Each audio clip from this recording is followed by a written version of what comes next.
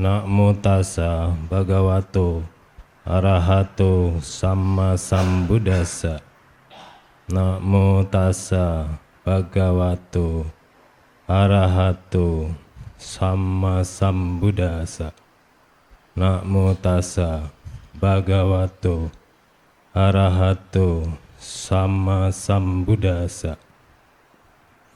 Kalena dhamma sakaca etam manggala mutamanti.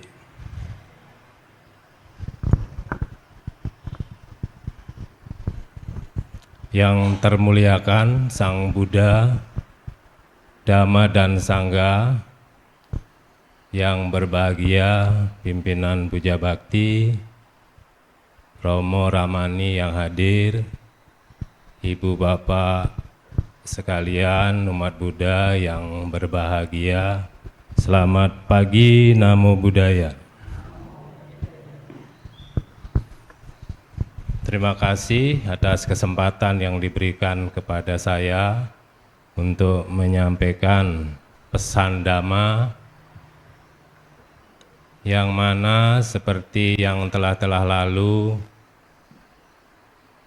saya kutip dari sebuah buku yang berjudul Kumpulan Ceramah Biku Panyawaro. Dalam hal ini saya mengambil salah satu topik yang berjudul Hidup dengan Hati-hati. Jadi hidup dengan hati-hati. Sering kita mendengarkan ungkapan ini, ya, apabila kita bepergian sering dipesankan oleh keluarga kita, sanak saudara, ibu bapak, ayah ibu kita, hati-hati di jalan. Demikian juga kita sering memesankan kepada teman-teman, kepada anak-anak kita, kepada sahabat siapa saja kalau bepergian atau menuju ke tempat kerja, kita pesannya hati-hati. Kemudian kita kalau lewat WA juga menyampaikan Titi DJ gitu. Jadi Titi DJ. Saya pikir itu Titi Dwi Jayanti, ternyata hati-hati di jalan begitu ya. Jadi kalau zaman now itu kan begitu. Apakah pengertian hati-hati di sini kalau kita misalnya mengendarai kendaraan kecepatannya cukup 40 km per jam, apakah itu yang dinamakan hati-hati? Itu juga hati-hati. Apakah kita kalau dengan kecepatan tinggi 100-120 itu sembrono, ya itu kurang hati-hati namanya. Jadi di dalam hal ini kita membahas ya hidup hati-hati di sini adalah kita bahas yang dimaksud dengan hidup hati-hati dalam Dhamma adalah suatu tindakan ya atau suatu sikap yang didasari dengan kusala cetana. Ya, jadi kusala cetana, niat baik. Cetana itu artinya niat, kehendak, kemudian dorongan pikiran, kemudian motivasi. Sedangkan kusala adalah baik, kemudian positif, kemudian bersih.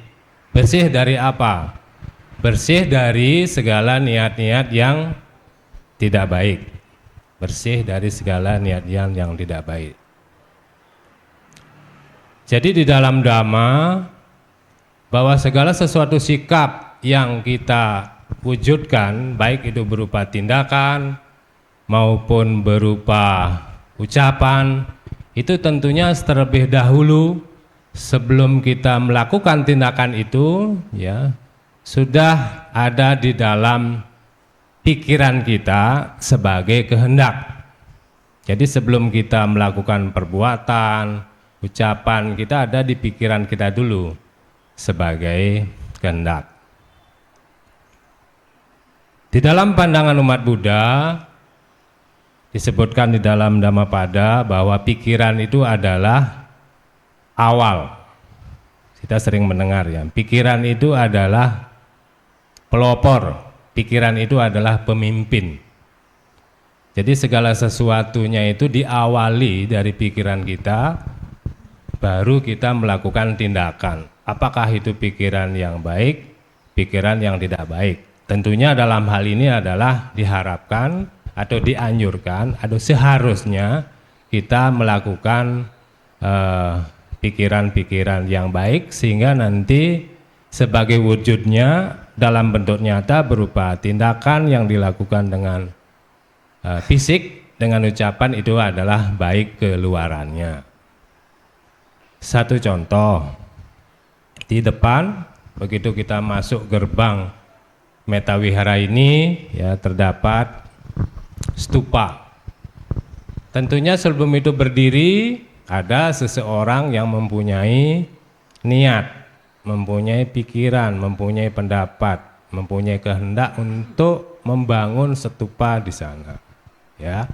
Setelah itu lebih jauh lagi, modelnya seperti apa, kemudian besarnya seberapa ukurannya, kemudian biayanya berapa, semuanya ini diperhitungkan semua ya, sehingga terwujudlah stupa tersebut. Kemudian ada lagi seseorang yang berpikir, wah di sini di sebelahnya sebaiknya ada kita tanami pohon. Nah, itu jadi pohon Bodhi.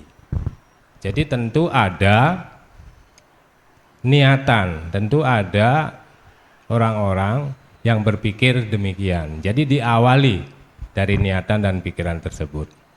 Oh iya, cocoknya ini pohon Bodhi.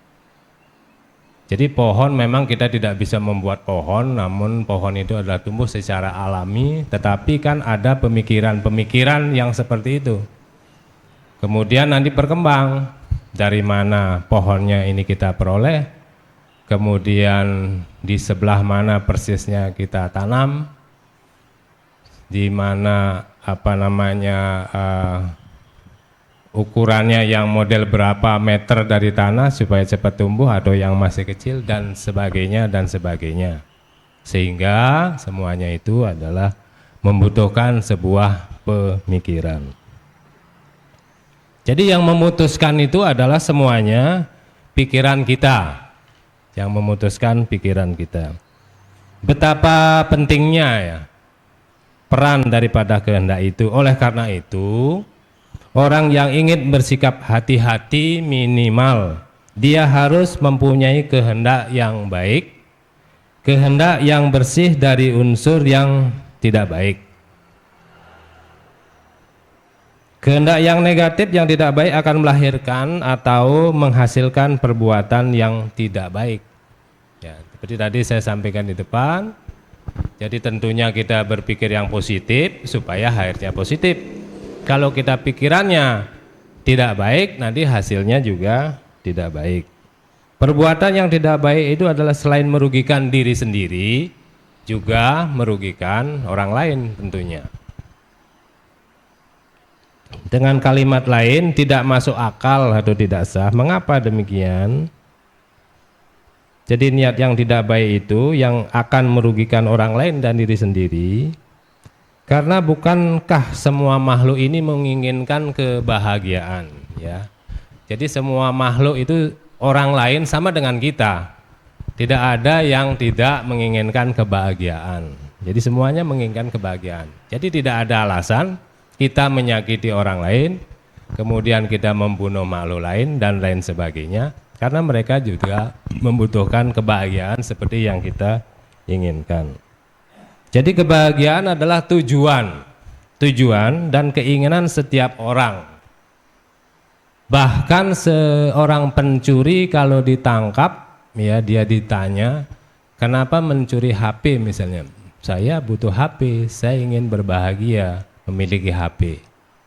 Jadi tidak ada pencuri yang dia punya niat mencuri supaya saya ditangkap dan supaya saya digebuki. Jadi tidak ada. Walaupun dia pencuri tetap menginginkan kebahagiaan, cuma caranya yang tidak sesuai. Ibu bapak sekalian,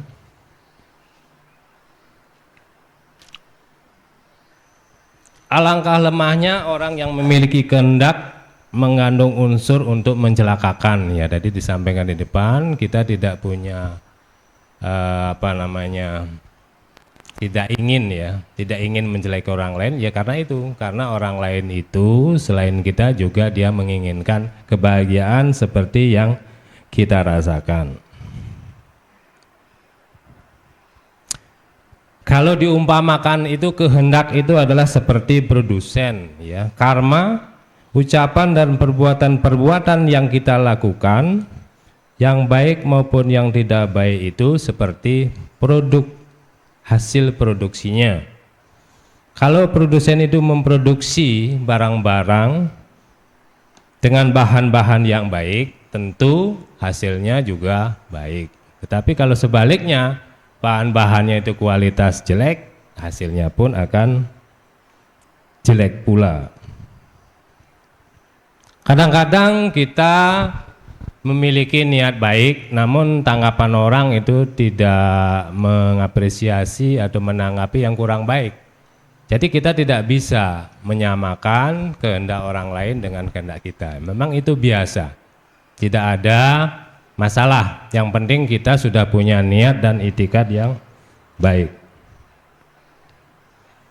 Ada suatu cerita di negara yang mayoritas umatnya beragama Buddha, di mana di sana itu patung Buddha ini ada di beberapa tempat, ya, misalnya di perempatan jalan, di sekolah, kemudian di pinggir-pinggir jalan. Ukurannya pun berbeda-beda. Jadi ada ukuran yang kecil, ada ukuran yang sedang, kemudian ada ukuran yang besar. Pada suatu ketika hujan turun lebat. Ada seorang yang umat Buddha melintas di sana. Jadi melihat patung Buddha kecil ini kehujanan. Jadi dia merasa, wah, tidak pantas ini kehujanan patung Buddha. Dia berkeinginan untuk memindahkan patung ini ke tempat yang aman supaya tidak kehujanan. Kemudian begitu mau diangkat dia tidak bisa karena nempel di satu tiang dan itu ada di semen, jadi nggak bisa. Kemudian dia tengok kanan kiri, dia melihat satu buah sepatu yang sudah dibuang oleh orang, ya. Jadi bukan satu pasang, jadi satu buah. Dia dengan spontan niat baik supaya tidak kehujanan, dia ambillah sepatu ini yang sudah bosok, ditaruhlah di atas kepala patung Buddha tersebut. Kemudian beberapa saat kemudian hujan sudah reda. Ya, lewatlah lagi satu orang yang beragama Buddha. Waduh, tidak pantas ini. Hujan sudah reda ini. Masa patung Buddha kepalanya ditutupin sepatu yang sudah usang? Sudah dia ambil itu langsung dia buang. Jadi di sini ya kita sama-sama melihat niat daripada kedua orang tersebut. Yang pertama dia niatnya baik supaya menutupi tidak kehujanan, ya. Kemudian yang kedua juga niat baik karena situasinya berbeda. Pada saat itu hujan sudah terang, loh kok di batas patung Buddha kecil ini ada sepatu sudah bosok di sini, nggak pantas ini, kan begitu, dibuanglah. Jadi di sini sama-sama memiliki niat yang baik, ya. Jadi apakah dengan orang yang kedua ini membuang sepatu itu dia niat baik seorang yang pertama itu berkurang? Tidak. Apakah juga orang yang kedua ini dengan merusak niat baik daripada orang yang pertama menaruh, ya, memayungi daripada patung Buddha tersebut, itu juga tidak berkurang dia niatnya, ya. Jadi sama-sama positif. Itulah tadi di depan disampaikan, kadang-kadang kita sudah punya niat baik, Tetapi orang-orang itu belum tentu sama dengan pemikiran kita memiliki niat baik, ya. Jadi sebelum saya lanjutkan bahwa yang pertama tadi, dia itu tidak membawa payung, jadi kehujanan, ya, sampai hujan terus dia liwat kehujanan, bajunya basah kuyup. Jadi kalau dia bawa payung, mungkin payungnya taruh di sana untuk memayungi, demikian. Jadi dia tidak membawa payung pada saat itu, dia pun sedang basah kuyup. Itu contoh niat, ya, sama-sama. Menurut psikologi Buddhis, menurut ajaran Dhamma, kedua orang ini sama-sama memiliki cetana yang positif. Kedua orang ini sama-sama mempunyai tindakan yang positif meskipun caranya yang berbeda. Orang yang pertama mengerudungi kepala patung dengan sepatu yang jebol. Kemudian orang yang kedua mengatakan perbuatan ini tidak baik. Orang yang pertama tetap mempunyai nilai yang positif meskipun orang yang kedua salah paham, mengira orang yang pertama itu mempunyai niat yang tidak baik. Jadi niat positif itu tidak berubah menjadi niat yang negatif meskipun orang lain menilai itu negatif.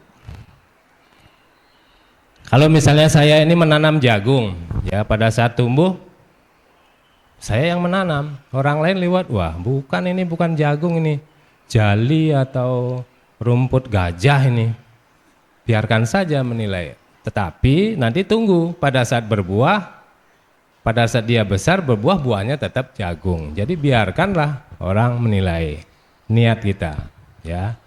Jadi itu hati-hati di dalam hidup ini, ya. Hati-hati ini adalah kita bersikap sesuai dengan kusala cetana. Jadi sesuai dengan niat kita yang baik.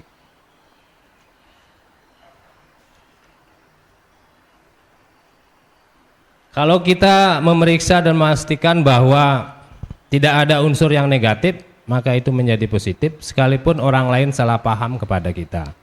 Sekalipun kita sudah melakukan namun tidak berhasil, tetap harganya positif. Itulah yang disebut dengan hati-hati. Jadi orang-orang yang hati-hati adalah orang yang selalu memeriksa kehendaknya, mengamat-amati kehendaknya. Jangan sampai menimbulkan kehendak yang negatif yang merugikan orang lain, ya.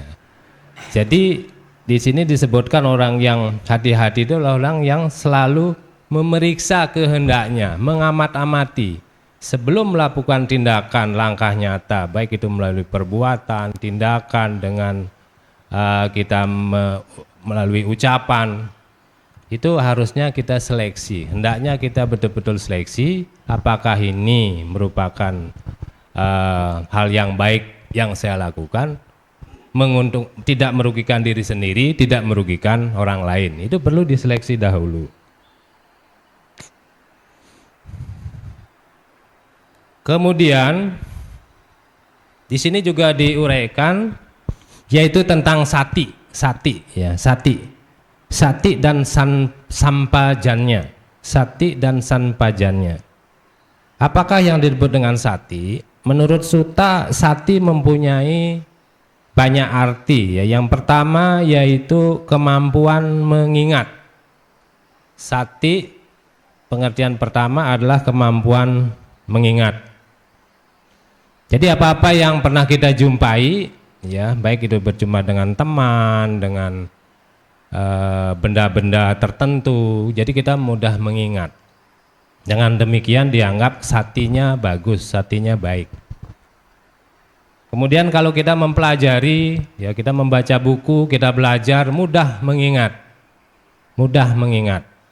Kita hafal apa yang kita pelajari, apa yang kita baca. Itu juga satinya bagus, ya, satinya cukup kuat.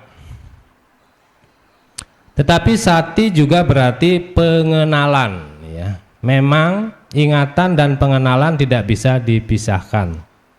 Mengenali bentuk-bentuk, mengenali sesuatu, mengenali keadaan, mengenali orang-orang. Sati juga berarti kesadaran. Sati juga berarti kewaspadaan. Sati juga berarti perhatian. Jadi banyak ini pengertian sati. Di situ juga disebutkan kesadaran, kewaspadaan, perhatian. Jadi itulah sati, ingatan, pengenalan, kesadaran, kewaspadaan, dan perhatian. Waspada setiap saat, kehendak-kehendak yang muncul, kewaspadaan itu misalnya saya dari duduk nanti pingin berdiri, setelah berdiri duduk lagi. Nah, itu adalah hal yang normal. Kemudian duduk, bangun, berjalan, mau menemui seseorang atau mau mengambil sesuatu. Itu di sini disebutkan itu adalah yang normal, tidak positif, tidak negatif. Jadi mengamat-ngamati kehendak adalah fungsi dari sati. Jadi fungsinya itulah mengamat-amati kehendak kita. Makin lemah sati kita, kehendak kita akan muncul tidak karu-karuan. Lalu bagaimana agar sati ini menjadi kuat? Bagaimana agar sati ini menjadi kuat? Jadi harus dilatih. Tidak ada atlet ya yang dia tiba-tiba dia memiliki kekuatan otot yang luar biasa, kemudian dia atlet lari misalnya, dia tiba-tiba memiliki napas pengaturannya cukup kuat, cukup napas panjang, itu tidak mungkin, itu hal yang tiba-tiba. Jadi perlu dilatih. Sati pun juga demikian. Sati juga perlu dilatih. Kewaspadaan yang kuat, perhatian yang kuat, yang tidak lengah, tidak sembrono, itu harus dilatih. Kalau sati kita baik, maka cetana kita juga terseleksi. Ya, jadi kalau sati kita baik, cetana, ya, kehendak, niat kita juga itu nanti akan terseleksi. Tidak akan muncul begitu saja tanpa diketahui, tanpa dilihat, tanpa diamat-amati. Ya, memang ini harus latihan keras dan ini tingkat tinggi. Tapi paling tidak sama-sama ibu bapak dengan saya mengetahui hal ini, jadi kita latih. Memang di praktik agama Buddha itu memang harus banyak berlatih dan banyak melaksanakan ajarannya. Jadi beliau Buddha Gautama pada saat mangkat, beliau menyampaikan ya kepada Ananda, coba itu lihat di atas awan, jadi bunga-bunga surgawi bertaburan, kan begitu ya. Ya itu seperti itu. Tapi yang memberikan penghormatan yang terbaik adalah menjalankan ajaranku, kan demikian. Ya, jadi mari kita praktikkan. Yang terbaik itu adalah praktik dan selalu berlatih daripada ajaran Guru Agung kita Buddha Gautama. Sampajannya, terjemahan yang paling tepat adalah pengertian lengkap. Sampajannya, pengertian atau pengetahuan lengkap. Apakah yang dimaksud dengan pengertian lengkap? Jadi di sini dibagi 4. Sampajannya ini, sati sampajannya, di sini sampajannya ini dibagi 4. Yang pertama sataka sampajannya. Sataka sampajannya artinya pengertian yang lengkap tentang kebenaran. Jadi pengertian yang lengkap tentang kebenaran. Maksudnya adalah kalau kita memiliki kehendak yang baik, kita harus melihat baik itu dari berbagai segi, ya. Jadi yang pertama itu baik menurut ajaran Dhamma. Kemudian yang kedua baik menurut hukum agama, ya. Baik menurut hukum yang tidak tertulis, lingkungan. Jadi kita harus memandang dari sana. Tidak hanya cukup tadi memiliki niat yang baik, kemudian di sini ditambahkan lagi harus dipenuhi dengan yang pertama adalah sataka sampajannya, yaitu pengertian yang lengkap tentang kebenaran. Contohnya begini. Jadi dalam suatu wilayah itu ada pemahaman bahwa sehabis pulang dari kuburan, dari makam atau dari krematorium, kalau menengok orang sakit, ya kan tanggung nih, kadang-kadang dari makam melewati, itu di sana orang sakit ini akan cepat mati, cepat meninggal. Jadi ada pemahaman seperti itu. Ya menurut Buddha itu tidak ada yang seperti itu. Jadi yang menyebabkan ini singkat kata adalah karmanya. Kalau memang sudah waktunya meninggal, meninggal. Ini kan perlu diluruskan hal-hal ini. Kalau kita frontal, nanti akan timbul kekacauan. Jadi butuh teknik atau dan cara-cara tertentu, pendekatan supaya meluruskan daripada hal-hal tersebut. Itulah yang dimaksud tadi dengan sataka sampajanya, kebenaran yang lengkap, pengertian yang lengkap tentang kebenaran. Kita hal-hal yang benar kita sampaikan, tetapi caranya, ya, harus kita cari cara-cara yang baik sehingga pada saat menyampaikan kebenaran itu tidak meninggalkan kegaduhan, tidak menimbulkan kekacauan di satu daerah tersebut. Jadi ini harus berhati-hati. Jadi tidak hanya pokoknya, nanti malah kalau timbul permasalahan kekacauan jadi tidak sesuai apa yang kita harapkan. Kemudian yang kedua, yang berikutnya ini ada namanya sapaya sampajanya, pengertian lengkap tentang kelayakan. Ya, kita sudah punya niat baik, sudah ditimbang-timbang, kemudian ini kayaknya tidak melanggar hukum, tidak melanggar dhamma, tidak melanggar hukum negara, tidak melanggar lingkungan, tetapi layak tidak, ya, kelayakan. Ya satu contoh, misalnya seseorang dia hanya sekolahnya SD, ya. SD saja tidak tamat misalnya kan, usianya 65 tahun. Kalau menjadi menteri ini kan boleh ya usia 65 tahun itu. Kemudian menginginkan untuk menjadi menteri. Nah, tapi kan itu namanya tidak layak, tidak sesuai. Nah, ini hal-hal ini harus perlu ditimbang-timbang walaupun ya sudah punya niat baik, tidak melanggar dhamma, tidak melanggar hukum negara, tidak memenuhi, tapi perlu dipertimbangkan layak apa tidak. Jadi kelayakan itu perlu dipertimbangkan di sana. Di sini yang kedua adalah sapaya sampajannya. Kemudian yang berikutnya yang ketiga adalah gocara sampajannya. Artinya pengertian yang lengkap tentang ruang lingkup. Apa yang dimaksud dengan ruang lingkup? Jadi kita boleh melakukan apa saja yang sudah tentu dengan niat yang baik dan benar dari segala arah. Nah, segala itu tadi pengertiannya. Kemudian kita lihat dari segi dhamma, kita lihat dari hukum negara, kita lihat dari lingkungan, dari segala arah. Asal yang kita lakukan itu mempunyai hubungan dengan apa yang ingin kita capai. Contohnya, ya di sini dicontohkan mau membangun wihara, misalnya. Lalu kita bikin arisan, ya itu tidak apa. Karena hasil arisan nanti akan masuk ke panitia pembangunan. Jual parsel, misalnya. Apa hubungannya parsel dengan wihara? Jadi karena keuntungan dari jual parsel masuk ke panitia pembangunan. Kemudian bikin malam kesenian. Nah, lu wihara kok belum jadi kok malah senang-senang bikin acara kesenian segala gitu misalnya. Jadi tidak apa, asal keuntungannya masuk ke panitia pembangunan. Arisan, jual parsel, bikin malam kesenian sepertinya tidak ada hubungannya dengan pembangunan wihara, tetapi kalau itu ditujukan untuk cita-cita supaya tercapai itu termasuk gocara sampajatnya, ya. Jadi itu termasuk gocara sampajatnya yang ketiga.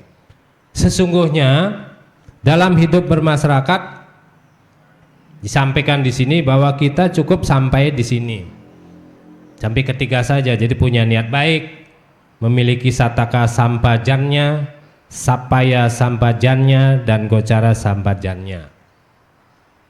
Nah, inilah bekal atau pedoman untuk membawa diri kita di tengah-tengah masyarakat dengan berbagai macam rangsangan bujukan dan sebagainya. Tetapi di sini kalau kita ingin meningkatkan batin menjadi tingkat yang lebih tinggi, tidak di level yang biasa, ada yang nomor 4. Nah, jadi ada yang nomor 4, yaitu asamoha sampajannya. Asamoha sampajannya. Ya, kita sama-sama baru ini, mungkin ibu bapak sudah duluan mendengar ini, kalau saya terus terang aja baru ini. Jadi paling tidak kita pernah mendengar dulu ya istilah ini. Asamoha sampajannya. Yang dimaksud dengan asamoha sampajannya adalah pengertian yang lengkap, bebas dari kegelapan batin, bebas dari moha. Apakah yang dimaksud? Kalau kita memiliki niat baik, sataka sampajannya, dari segala arah dicek dengan baik, dan niat itu memungkinkan untuk dicapai dan berhasil. Pada waktu saudara atau kita mencapai niat itu, kemungkinan kita berhasil kalau kita menginginkan asamoha sampajannya untuk meningkatkan kualitas mental kita agar naik ke level yang tinggi. Maka kita tidak boleh memiliki perasaan atau pengertian bahwa saya telah melakukan yang baik dan saya sudah berhasil. Tidak boleh sama sekali. Saya sudah menolong dia, saya sudah berceramah dan selesai, saya sudah membuat orang lain puas, saya sudah menyelesaikan kewajiban. Itu tidak boleh. Nah, jadi demikian. Jadi ini harus dihilangkan bahwa itu karena nanti timbul rasa aku. Nah, jadi harus dirangkan supaya nanti bisa ke level yang lebih tinggi. Karena kalau itu apa-apa saya, itu kan kalau bukan saya telah berhasil memberikan pesan dhamma dan saya sudah selesai, itu nanti timbul aku. Jadi timbul rasa aku, ya. Padahal aku itu kan tidak ada, rasa aku tidak ada. Karena semuanya tidak ada yang abadi di dunia ini. Karena ada aku yang sesungguhnya yang melakukan, yang merasakan kebersamaan itu. Padahal tidak ada aku yang sesungguhnya.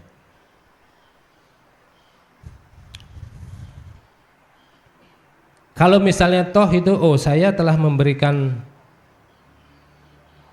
pesan dhamma, saya telah berhasil membantu dia dan saya telah menolong dia. Ini supaya kita berbicara tidak bingung. Ya boleh, tapi itu untuk sementara, jadi bukan untuk itu, untuk tujuannya ya. Itu hanya untuk pengertian untuk diri saya sendiri ke dalam, untuk memberikan tanda, Misalnya ini buku siapa, itu tasnya siapa, oh itu tas saya, itu sementara, padahal bukan. Ya. Yang bisa menyembuhkan, misalnya saya telah membantu seseorang sakit, ya. Saya memberikan obat, itu kan sebetulnya bukan saya, itu adalah proses. Itu adalah proses, disampaikan di sini, itu adalah proses. Kalau tidak ada yang sakit, tidak ada yang ditolong. Kalau tidak ada obat, kita tidak bisa mengambilkan obat itu kepada orang itu sehingga dia sembuh. Jadi ada proses. Jadi untuk keluar itu tidak ada aku, tapi kalau untuk ke dalam boleh. Silakan itu untuk ke dalam, oh itu adalah aku. Itu tasku, ini bukuku misalnya.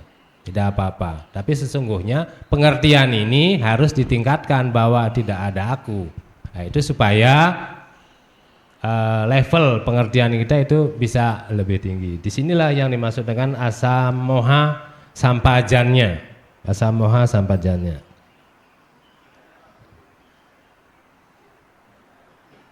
Misalnya, ini kalau bangunan ini kan ini bangunan ya, bentuk bangunan.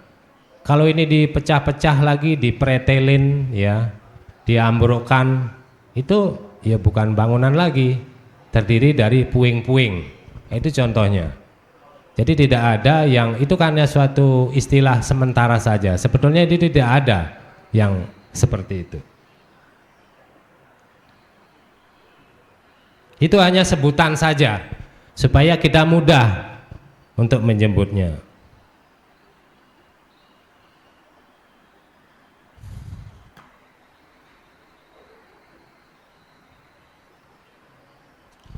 Jadi hati-hati itu menurut ajaran agama Buddha adalah punya kehendak baik, dan itu harus sengaja dilihat, kemudian diteliti, dan betul-betul kita mengerti itu sebagai baik. Yang baik itu dari segala arah, dari dhamma, dari undang-undang, dari lingkungan, dan dari sama sekali bukan baik karena saya merasa baik. Kemudian sapaya sampajannya, niat itu yang masuk akal, yang mampu kita lakukan dan capai. Kemudian berusaha dengan tidak meninggalkan niat yang telah kita sepakati. Gocara sampajannya cukup. Kusala cetana sataka sampajannya, sapaya sampajannya, gocara sampajannya itu cukup. Kalau kita mengerti yang nomor 4, kalau kita tidak mengerti yang nomor 4 tadi, itu silakan dibuang saja. Tetapi kalau kita bisa mengerti, kita membawa sikap mental ke tingkat level yang paling tinggi, yang mungkin itu adalah ciri dari apa yang menjadi ajaran agama Buddha, ya. Jadi demikian, bahwa pertama kita harus memiliki niat yang baik sebagai wujud, ya, sebagai pengamalan bahwa kita ini hidup dengan hati-hati, ya. Di situ tidak hanya cukup hidup dengan hati-hati dengan punya niat yang baik, tetapi juga ada beberapa tadi pengertian sati, ya, ada kewaspadaan, kemudian perhatian, dan di sana juga disebutkan ada 4 hal tentang sampajannya, 4 hal tentang sampajannya yang meliputi sataka sampajannya, kemudian sapaya sampajannya, gocara sampajannya, dan asamoha sampajannya. Jadi kalau ini 4-4-nya kita bisa lakukan, yang keempat itu bisa kita lakukan, maka kita akan memiliki pengertian, ya, atau tingkat batin yang lebih tinggi. Saya kira itu sekilas yang bisa saya sampaikan. Jadi ini memang harus saya baca supaya sesuai, ya. Kalau nanti dengan kata-kata saya tidak sesuai, khawatir tidak pas dengan pengertian-pengertian yang telah disampaikan oleh khotbah Bante Sri Panyawaro Mahathera. Sekian, terima kasih. Mohon maaf kurang lebihnya. Semoga kita semakin maju di dalam Dhamma. Semoga semua makhluk berbahagia, sabe sata, bawantu sukitata, sadu, sadu, sadu. Terima kasih.